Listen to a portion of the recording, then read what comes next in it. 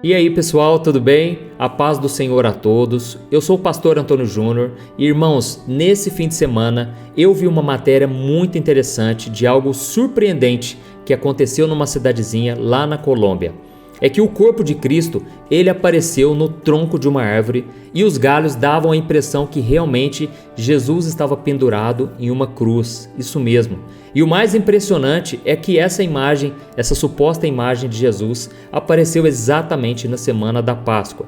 Daqui a pouco eu vou mostrar para vocês esse vídeo, vocês vão ficar impressionados, mas antes eu quero pedir que você já deixe aqui o seu like, porque assim o YouTube vai divulgando o vídeo para mais pessoas, e não se esqueça de se inscrever aqui no meu canal, porque todo dia eu quero te ajudar na caminhada com Deus, tá bom? Então vamos lá, irmãos. Essa suposta imagem, ela surgiu e viralizou rapidamente nas redes sociais, e o local, ele foi tomado, irmãos, por muitas pessoas, não somente daquela cidadezinha, mas das cidades vizinhas, e pessoas até mesmo da Venezuela foram lá para ver essa suposta imagem de Cristo. As pessoas então, elas chegaram lá com velas e elas transformaram aquele lugar numa espécie de um templo, onde elas começaram a adorar, louvar a Deus, fizeram um grande movimento ali de fé. E agora não para de chegar gente de todas as cidades buscando cura, libertação e outros milagres. E lógico, né, irmãos, aqueles curiosos que querem lá ver essa imagem, vendo o que aconteceu. O problema é que essa aglomeração de religiosos, ela tomou a cidade, então as autoridades colombianas estão muito preocupadas. Afinal de contas, assim como aqui no Brasil, eles também estão tentando conter o número de casos, o número de mortes por causa do coronavírus. Então as imagens, elas mostram que a maioria das pessoas que estavam lá, elas foram sem máscara, elas estavam aglomerando, não respeitando o distanciamento social. E quando eles foram questionados sobre o risco de contaminação, sabe o que eles disseram?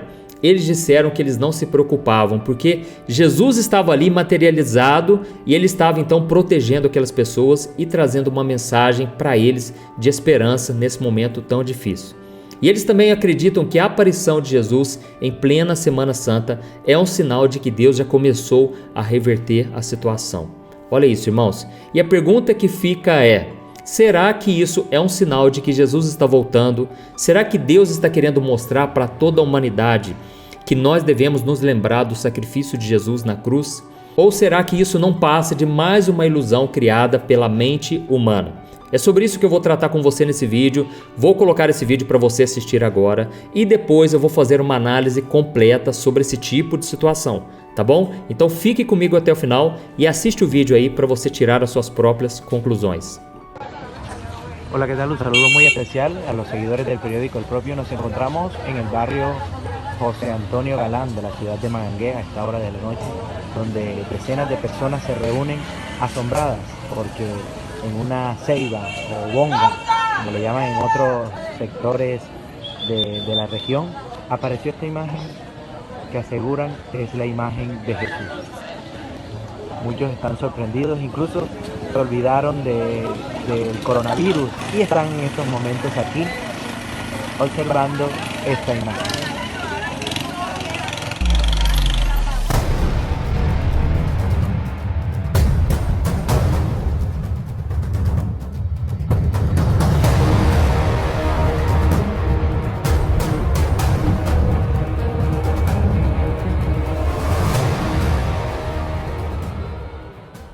Olha isso, irmãos, vocês que viram aí esse vídeo, realmente dá a impressão de que o corpo de Jesus estava ali. Então, nunca nós vamos saber o que realmente aconteceu. Mas vamos lá. Existem várias questões que nós precisamos analisar nessa suposta aparição de Cristo aí na Colômbia. E eu quero começar pela questão científica. É muito provável que você já tenha enxergado em algum momento aí a imagem de um animal nas nuvens, talvez o rosto de alguém em um tronco de árvore, em uma fruta. Ou até mesmo você viu aquela cena que a NASA divulgou um tempo atrás de um rosto que apareceu em Marte. Aquilo ali deixou muita gente intrigada. Acontece, irmãos, é que não tem nada de espiritual nessas visões. Isso se chama pareidolia. Eu não sei se você já tinha ouvido falar. É um fenômeno psicológico que faz com que a gente enxergue uma imagem a partir de um estímulo cerebral. E os cientistas dizem que a pareidolia é uma consequência de como o nosso cérebro processa informações já que ele está constantemente procurando imagens, cores, formas e superfícies para dar significado a elas. E é por isso que, se nós passarmos um tempo olhando para o céu, por exemplo, nós vamos conseguir ver nuvens em formatos de coisas que nós já conhecemos, entendeu? E você pode estar se perguntando agora, mas pastor, por que tantas pessoas conseguem ver coisas sacras em árvores, troncos, paredes e até em fotos e radiografias, por exemplo? É que essas pessoas, elas estão tão carentes, irmãos, de uma resposta na sua vida espiritual, que o seu cérebro mostra para elas o que elas realmente estão precisando naquele momento. Então, todo mundo quer um sinal, irmãos, sobre algo que elas estão buscando. E quando elas veem aquele sinal, elas sentem ali um conforto muito grande. E eu vou dar um exemplo muito claro para vocês de como o nosso cérebro imagina, constrói essas imagens na nossa cabeça. Por exemplo, vamos falar da Lua, né? A Lua, ela tem muitas crateras. E em cada parte do mundo, as pessoas enxergam imagens diferentes ali naquelas crateras. E aqui no Brasil e em outros países que têm uma origem católica, as pessoas conseguem enxergar claramente a imagem de São Jorge que está lutando contra um dragão. Já no Japão, por exemplo, eles conseguem ver um coelho na lua. Por quê? Porque para eles o coelho é uma divindade que traz segurança no parto, traz bênçãos para as crianças. Então o cérebro deles já está condicionado a enxergar aquilo. Deu para entender, irmãos, que o cérebro ele envia aquela imagem na nossa mente porque é exatamente aquilo que a gente acredita ou aquilo que a gente está esperando. Agora nós vamos falar da questão da fé, né, que é aquilo que move a nossa vida. O ser humano, irmãos, ele é muito visual e ele tem a necessidade de ver alguma coisa, de tocar. Ele precisa de algo concreto para ele acreditar, para ele depositar a sua esperança, a sua fé, a sua confiança.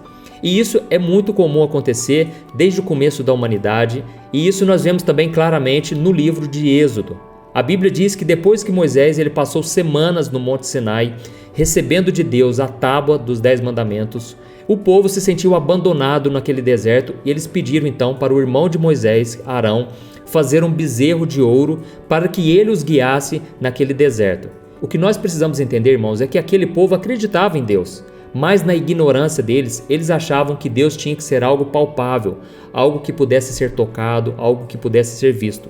Caso contrário, parece que eles não se sentiam amparados, eles se sentiram abandonados. Mas isso foi uma coisa muito errada que eles fizeram, tanto é que quando Moisés ficou sabendo, ele quebrou a tábua dos 10 mandamentos e ele mandou derreter aquela imagem no fogo. A grande verdade, irmãos, é que nós precisamos tomar muito cuidado com esse tipo de coisa. Por mais que as pessoas acreditem que não tem nada de mais em se apegar a essas supostas aparições, a essas questões religiosas, é muito perigoso porque isso está ligado à idolatria.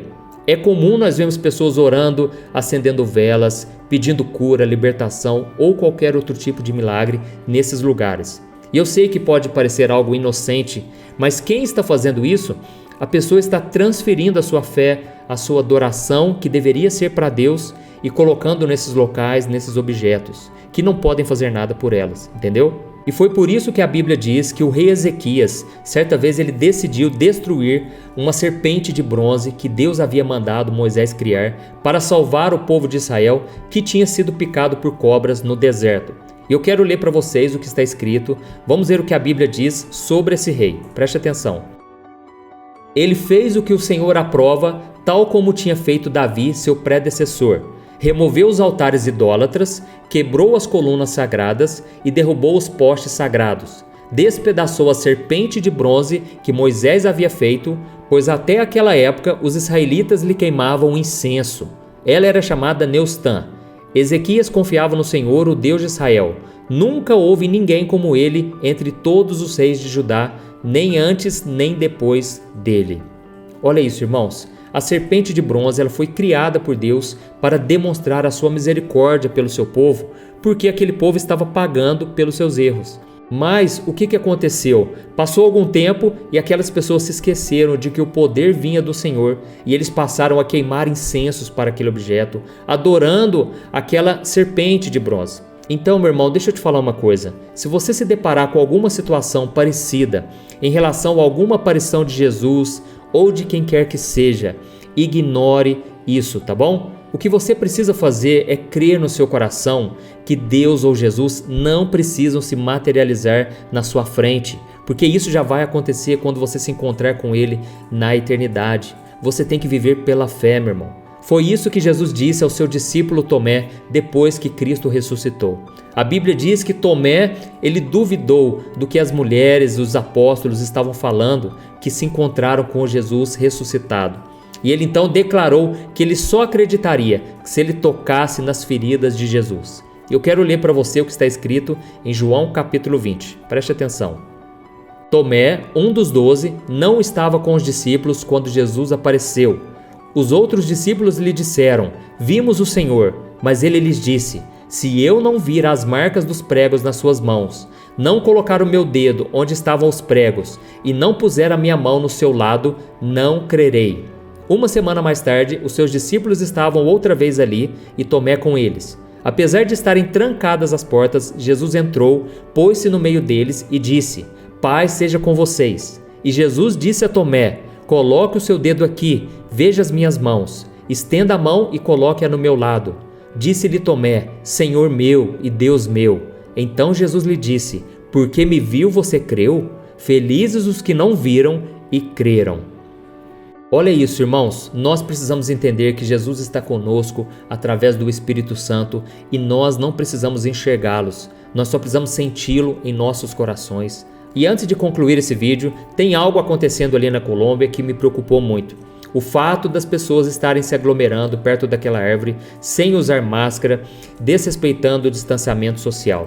O problema é que essas pessoas dizem que elas não se preocupam porque Jesus está ali protegendo elas, Jesus está abençoando elas. Mas, irmãos, isso é muito perigoso. É claro que o Senhor pode nos proteger de todos os males, todas as doenças, mas, irmãos, nós temos que ter cautela, nós precisamos fazer a nossa parte porque, infelizmente, muitas pessoas estão morrendo, milhares, milhões, e eu tenho recebido muitas mensagens de pessoas pedindo ajuda porque o parente está entubado, o parente está sofrendo muito com as sequelas desse vírus. Então, vamos vigiar, tá bom? Agir de forma com que eles estão fazendo é algo irresponsável, além de ser pecado, viu? Porque nós estamos tentando a Deus com isso, além de colocar em risco a nossa vida, a vida das pessoas. E nós vemos isso muito claro lá em Lucas capítulo 4, quando Satanás se aproximou de Jesus e ele disse para Jesus se jogar do templo porque os anjos iriam segurá-lo. E o próprio Jesus respondeu: "Não ponham o Senhor à prova, não tentarás o Senhor, o seu Deus." Me diga aqui nos comentários o que você achou dessa suposta imagem de Jesus. Você achou que foi real mesmo? Você achou que aquilo foi só um jogo de luzes ou alguma coisa que as pessoas criaram na sua mente? Deixa aí nos comentários, tá bom? E compartilhe também, vamos enviar essa mensagem para mais pessoas. E não se esqueça que todos os dias, de manhã, de tarde e de noite, eu tenho colocado vídeos novos aqui para te abençoar, tá bom? Deus abençoe, pessoal. Um grande abraço.